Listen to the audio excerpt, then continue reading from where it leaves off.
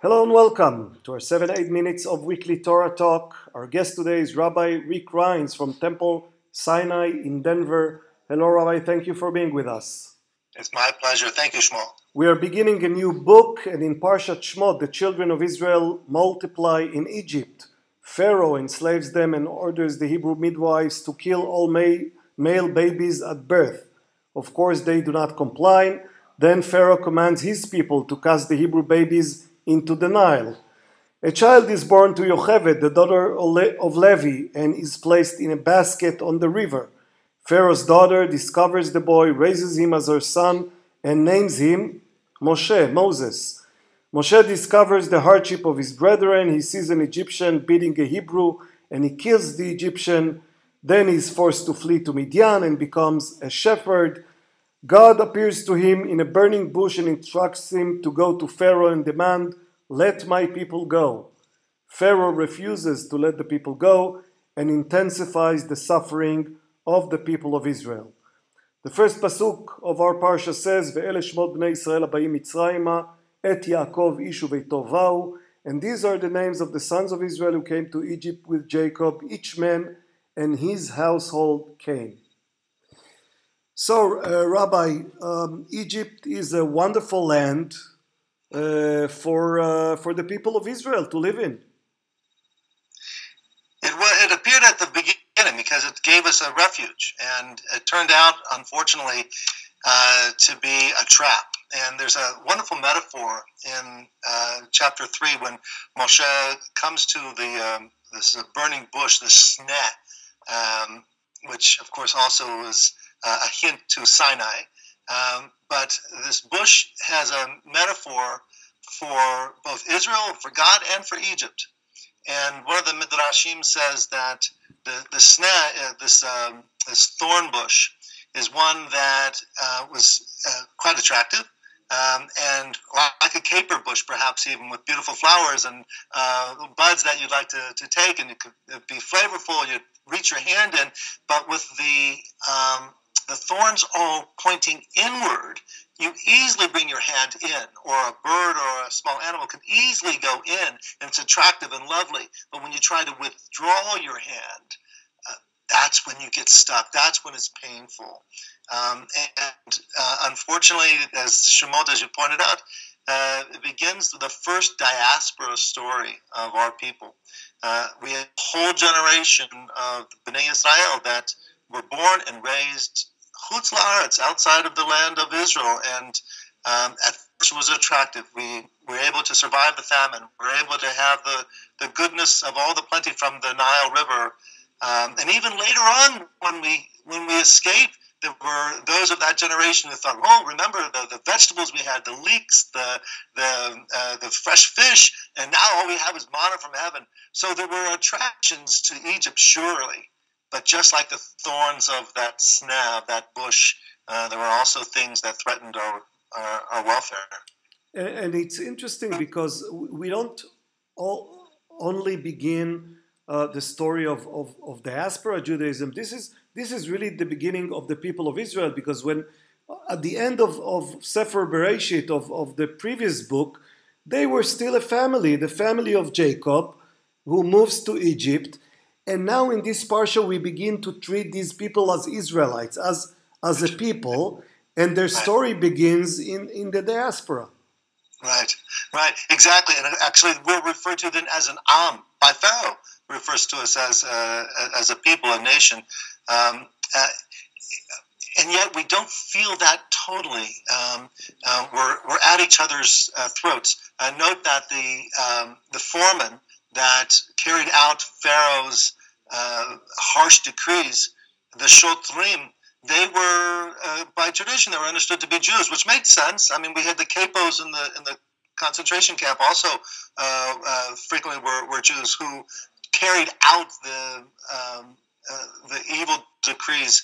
We're not yet a nation in heart and in spirit, and it was for that we had to go from that bush, that thorn bush, to the real sneh, the real Sinai, with Moses. And I think that's the gift of Torah then, that ultimately, and this goes beyond whether you're Orthodox or conservative or Reform. The Torah unites us as a spiritual people and not just as individual families and tribes. And we have become one.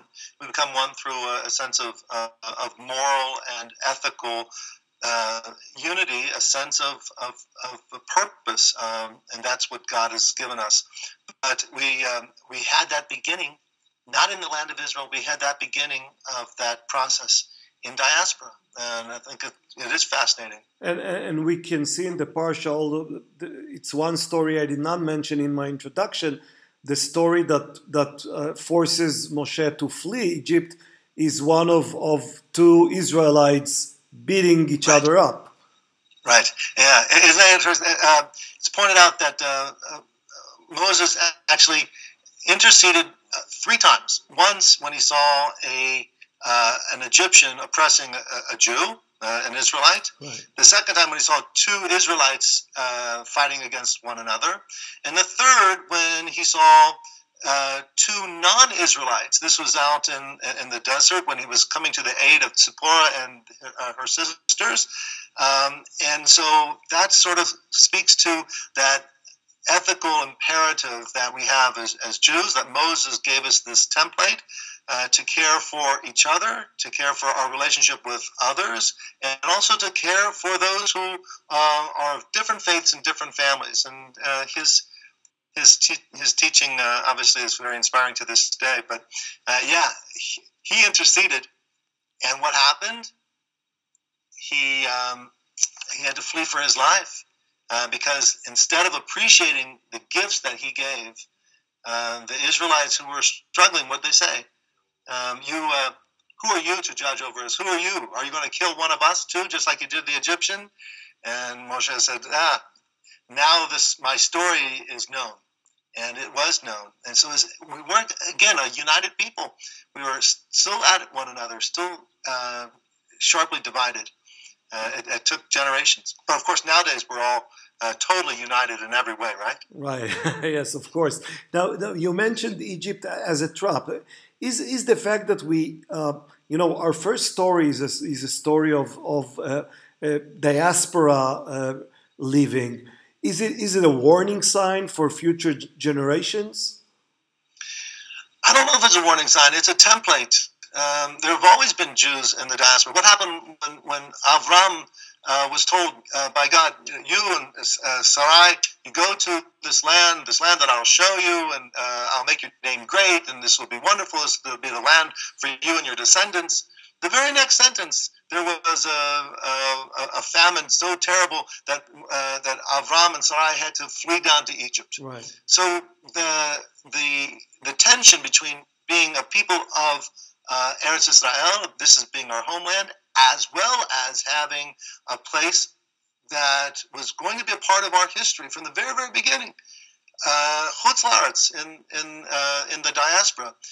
And so throughout our history, let's face it, we've had more of our history outside the land of Israel than we had it inside the land of Israel. So to speak of one is preferred over the other is almost, it's besides the point.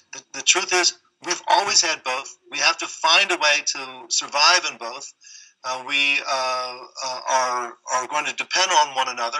Our brothers and sisters in the land of Israel, as you are going to need us, and we most desperately need you.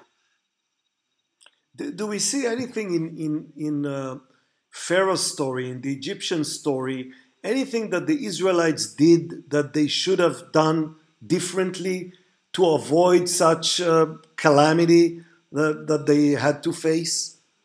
Well, that's again. It's a tough question because we don't want to blame the victim for what happened to him. But if we want to draw some lesson, what is the lesson here? It's a very good point. I think to have street smarts, to note that no matter how comfortable you are, that you have to be aware of your surroundings. A new king arises, and this person was not concerned or did not find great empathy for the Israelite people simply because there had been a Joseph, or we had been there for some generations. tyrants arise and good nations can turn into evil nations. We've seen it in the Middle East. We've seen it in Europe, Central, Eastern, and Western Europe. And so if there's anything that the Jewish people have to always have about them is their wits, and never take anything for granted. Do not put all of your security into one strategy. Maybe that too is what the Torah has given us, the sense that yes, you have to have a very strong homeland, a land of Israel, and yet Israel too is in a very dangerous situation. So to have a diaspora, to have a secure home where we can have some other support, that's important too. Can imagine Israel, for instance, modern Israel, if it was not for the support of the United States. Right. Rabbi, we spoke about the Parsha, but also without noticing it, about current affairs. Thank you so much, and Shabbat Shalom. Shabbat Shalom, Shmuel.